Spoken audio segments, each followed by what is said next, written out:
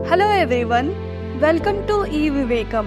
दोस्तों, आज हम इस वीडियो में जनरल स्टडीज पेपर 2 को एक नए तरीके से डिस्कस करेंगे। GS paper 2 governance, constitution, social justice और इंटरनेशनल रिलेशंस पर सेंट्रलाइज्ड है। यहाँ हम ये समझेंगे कि भारत का पॉलिटिकल सिस्टम कैसे काम करता है, लॉज और पॉलिसीज कैसे बनती है और इनका सिटीजन्स की जिंदगी पर क्या प्रभाव पड़ता है। ये पेपर भारत के इंटरनल गवर्नेंस को उसके ग्लोबल रोल से जोड़ता है, जो ये दिखाता है कि सिविल सर्विसेज से लेकर अंतर्राष्ट्रीय डिप्लोमेसी तक सब कुछ आज भारत को कैसे शेप करता है। इन सब्जेक्ट्स को समझकर आपको ये समझने में मदद मिलेगी कि भारत कैसे गवर्न करता है, इसके चैलेंजेस क्या है और ये दुनिया के साथ कैसे इंटरेक्ट करता है। ये कनेक्शंस को समझकर आप क्वेश्चंस का सही तरीके से सामना करने और वेल राउंडेड आंसर्स देने के लिए बिल्कुल रेडी हो जाएंगे।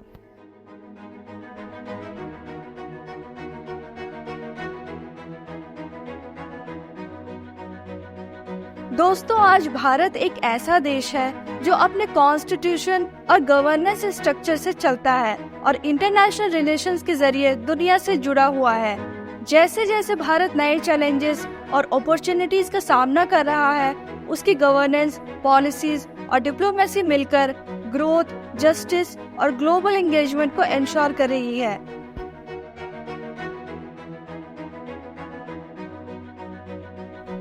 कॉन्स्टिट्यूशन भारत की गवर्नेंस का एक सबसे बड़ा हिस्सा है। ये एक लिविंग डॉक्यूमेंट है जो ये इंश्योर करता है कि नागरिकों के अधिकार सुरक्षित रहे और देश को डेमोक्रेटिक तरीके से चलाया जाए। अमेंडमेंट्स के प्रोविजंस के साथ ये संविधान बदलते समाज की हर जरूरत को पूरा करता है। आज ये लेजिस्लेचर, एग्जीक्यूटिव और जुडिशियरी के बीच पावर का सेपरेशन इंश्योर करता है, जो भारत की डेमोक्रेसी को जिंदा रखती है।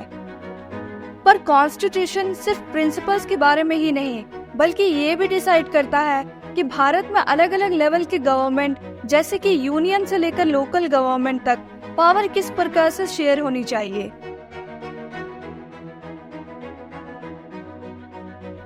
भारत का फेडरल स्ट्रक्चर केंद्र और राज्यों की सरकारों के बीच पावर का डिस्ट्रीब्यूशन करता है। इससे राज्यों को अपने लोकल इश्यूज को एड्रेस करने की पावर मिलती है, जबकि सेंट्रल गवर्नमेंट नेशनल प्रायोरिटीज का ध्यान रखती है। लेकिन फाइनेंशियल रिसोर्सेज और पावर का लोकल लेवल तक डिस्ट्रीब्यूशन एक चैलेंज बना रहता है, खासकर जब राज्यों को लोकलाइज्ड गवर्नेंस के लिए ज्यादा ऑटोनॉमी की जरूरत होती है। पंचायत और म्युनिसिपैलिटीज के जरिए पावर ग्रास रूट तक पहुंचती है और लोगों की आवाज हर लेवल तक सुनाई देती है। लेकिन इस सिस्टम को स्मूथली चलाने के लिए पार्लियामेंट और स्टेट लेजिस्लेचर्स को ऐसे कानून बनाने पड़ते हैं जो नेशनल और लोकल दोनों के इंटरेस्ट के बीच बैलेंस बना सके।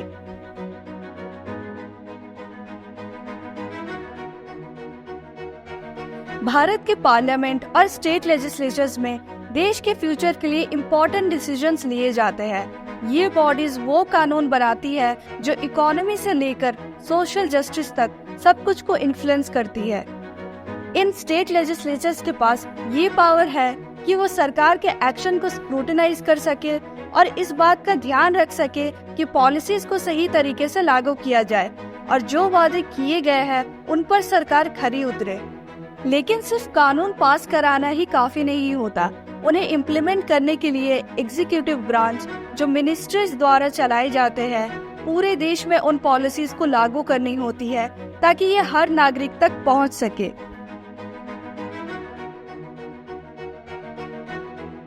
एग्जीक्यूटिव, जो कि नेशनल लेवल पर प्रेसिडेंट के द्वारा और स्टेट लेवल पर गवर्नर्स के द्वारा लीड किया जाता है, ये इंश्योर करता है कि कॉन्स्टिट्यूशन और कानून को प्रॉपरली फॉलो किया जाए।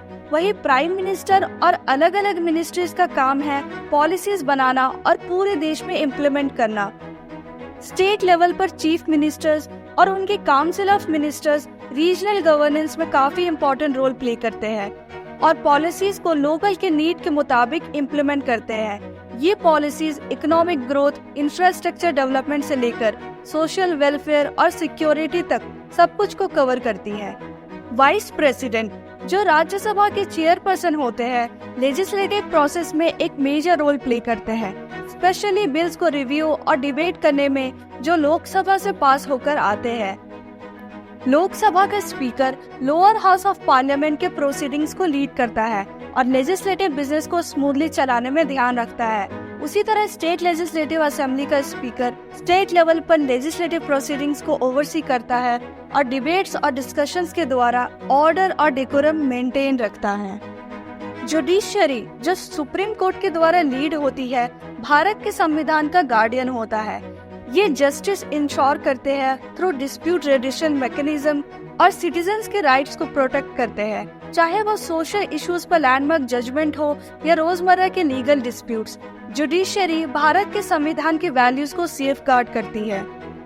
पर इन पॉलिसीज का असली फायदा तभी लोगों तक पहुंच सकता है जब सिविल सर्विसेज, जो गवर्नेंस की बैकबोन है, स्मूथ और एफिशिएंट इम्प्लीमेंटेशन इंश्योर करे। भारत की सिविल सर्विसेज गवर्नमेंट की बैकबोन है जो पॉलिसीज को एक्शन में बदलती है।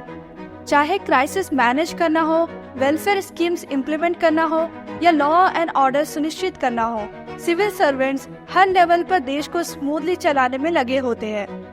ये अकाउंटेबिलिटी और ट्रांसपेरेंसी इंश्योर करने में वाइटल रोल प्ले करते हैं ताकि पॉलिसीज के बेनिफिट्स उन लोगों तक पहुंच सके जिनके लिए ये बनाई गई है। सिविल सर्विसेज का एक इम्पॉर्टेंट एरिया है वेलफेयर स्कीम्स को इम्प्लीमेंट करना, जो भारत के वल्नरेबल पॉपुलेशन को अपलिफ्ट करने के लिए है।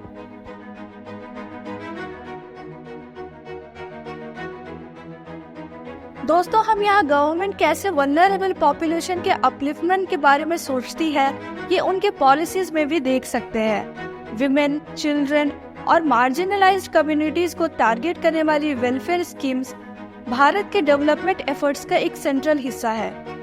बच्चों को एजुकेशन सुनिश्चित कराने से लेकर सभी को हेल्थ केयर प्रोवाइड कराने तक, ये स्कीम्स हर नागरिक की क्वालिटी ऑफ लाइफ सुधारने के लिए बनाई गई है। लेकिन ये सुनिश्चित करना कि ये बेनिफिट्स भारत के हर कोने तक पहुंच रही है, ये एक कांस्टेंट चैलेंज है। आज के डिजिटल युग में टेक्नोलॉजी इन स्कीम्स और सर्विसेज को डायरेक्टली लोगों तक ई गवर्नेंस के जरिए पहुंचाता है। आज के डिजिटल युग में ई गवर्नेंस लोगों और गवर्नमेंट के बीच के इंटरेक्शन का अंदाज बदल रहा है।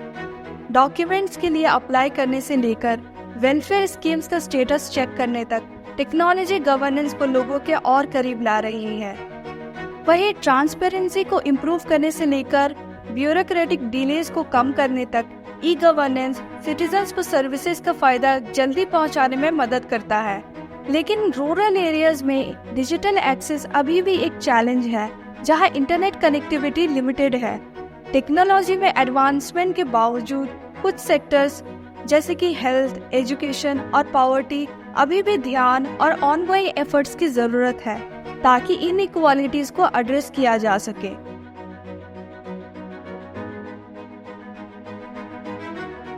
हमारे भारत ने सिग्निफिकेंट प्रोग्रेस किए हैं, लेकिन हेल्थ, एजुकेशन और पॉवर्टी से जुड़े इश्यूज को अभी भी ध्यान देने की जरूरत है।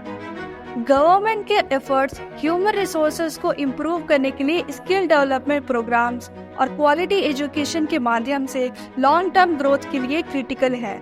साथ ही पॉवर्टी और हंगर को कम करने वाले प्रोग्राम्स भी की प्रायोरिटी में हैं, जहां वल्नरेबल सेक्शन ऑफ सोसाइटी तक पहुंचने पर विशेष ध्यान दिया जाता है। सोशल सेक्टर रिफॉर्म्स की इफेक्टिवनेस एजुकेशन, हेल्थ और पॉवर्टी एलिवेशन में उन क्वासी जुडिशियल और रेगुलेटरी बॉडीज के ओवरसाइट और अकाउंटेबिलिटी से जुड़ी है, जो सुनिश्चित करते हैं कि गवर्नमेंट इनिशिएटिव्स इंटेंडेड बेनिफिशियरीज तक ट्रांसपेरेंसी और फेयरनेस के साथ पहुंचे।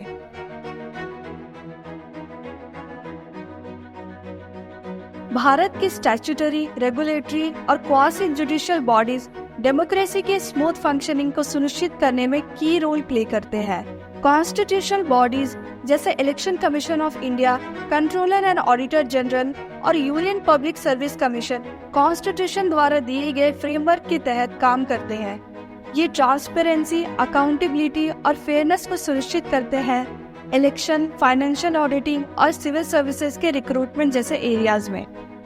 नॉन कॉन्स्टिट्यूशनल बॉडीज जैसे securities and exchange board of India और national human rights commission specific sectors को रेगुलेट करने और ह्यूमन राइट्स को सुरक्षित करने में महत्वपूर्ण भूमिका निभाते हैं। ये बॉडीज मिलकर गवर्नेंस को ट्रांसपेरेंट और फेयर बनाए रखते हैं। भारत का दुनिया पर इन्फ्लुएंस लगातार बढ़ रहा है। बायलैटरल और रीजनल एग्रीमेंट्स के जरिए भारत इंश्योर करता है कि हमारे ट्रेड, सिक्योरिटी और ग्लोबल पार्टनरशिप्स के इंटरेस्ट प्रोटेक्टेड रहे। भारत का यूनाइटेड नेशंस, WTO और WHO जैसे इंटरनेशनल इंस्टीट्यूशंस में एक्टिव पार्टिसिपेशन दिखाता है कि वो ग्लोबल गवर्नेंस के लिए कमिटेड है। इंडियन डायस्पोरा भी इंटरनेशनल टाइज को स्ट्रेंथन करने में एक इम्पॉर्टेंट रोल प्ले करते हैं। इन्वेस्टमेंट्स लेकर आते हैं और कल्चरल एक्सचेंज को भी प्रमोट करते हैं। लेकिन ग्लोबल पॉलिटिक्स हमेशा चेंज होती रहती है और इंडिया को अपने नेशनल इंटरेस्ट को प्रोटेक्ट करने के लिए इन शिफ्ट्स को नेविगेट करना पड़ता है। डेवलप्ड और डेवलपिंग कंट्रीज दोनों की पॉलिसीज और पॉलिटिक्स का इंडिया पर डायरेक्ट इम्पैक्ट होता है, चाहे वो इंटरनेशनल ट्रेड एग्रीमेंट्स में चेंजेस हो या फिर क्लाइमेट चेंज में ग्लोबल एफर्ट्स हो। भारत को कॉम्प्लेक्स ग्लोबल डायनेमिक्स को नेविगेट करना पड़ता है ताकि उसके नेशनल इंटरेस्ट प्रोटेक्टेड रहे। आज इंडिया एक थ्राइविंग डेमोक्रेसी है जिसका गवर्नेंस कॉन्स्टिट्यूशन में रूटेड है और लोग वेलफेयर स्कीम्स के बेनिफिट्स ले रहे हैं। ग्लोबल प्रेजेंस भी डिप्लोमेसी और इंटरनेशनल कोऑपरेशन के थ्रू ग्रो कर रहा है। ये इंटरकनेक्टेड सिस्टम्स मिलकर एक ऐसे नेशन को बिल्ड करते हैं जो कॉन्स्टेंटली इवॉल्व कर रहा है और अपने चैलेंजेस को अपॉर्चुनिटीज के साथ बैलेंस करता हुआ आगे बढ़ रहा है। जैसे जैसे इंडिया अपने फ्यूचर को शेप कर रहा है, गवर्नेंस एक की पिलर बना रहेगा जो ये इंश्योर करेगा कि सोसाइटी सबके लिए एक समान रहे। दोस्तों, GS पेपर 2 शायद आपको कॉम्प्लेक्स लगे, लेकिन जब आप इसे ब्रेक डाउन करते हैं तो ये सब बस एक समझने की बात है कि भारत की गवर्नेंस का स्ट्रक्चर क्या है, संविधान का रोल क्या है और पॉलिसीज कैसे समाज पर प्रभाव डालती है। ये subjects like governance, social justice और इंटरनेशनल रिलेशन सब एक दूसरे से जुड़े हुए हैं, जो ये दिखाते हैं कि भारत कैसे एक मॉडर्न डेमोक्रेसी के रूप में काम करता है। इन कॉन्सेप्ट्स को जोड़कर आप क्वेश्चंस का सामना करने में आसानी महसूस करेंगे। सिस्टम कैसे काम करता है, पॉलिसीज लोगों को कैसे इन्फ्लुएंस करती है और भारत दुनिया के साथ कैसे जुड़ा हुआ है, इस पर ध्यान देना जरूरी है ताकि अच्छी तैयारी के साथ आप देखेंगे कि GS पेपर 2 सिर्फ मैनेजेबल नहीं होगा, बल्कि ये आपके लिए भारत के गवर्नेंस और ग्लोबल रोल को समझने का एक खूबसूरत मौका भी होगा। मुझे उम्मीद है कि आपको ये सिलेबस ब्रेकडाउन समझ आया हो और अगर आप भी UPSC मेंस की तैयारी इस तरह हॉलिस्टिक वे में करना चाहते हैं तो आप eVivicum को कांटेक्ट कर सकते हैं। धन्यवाद।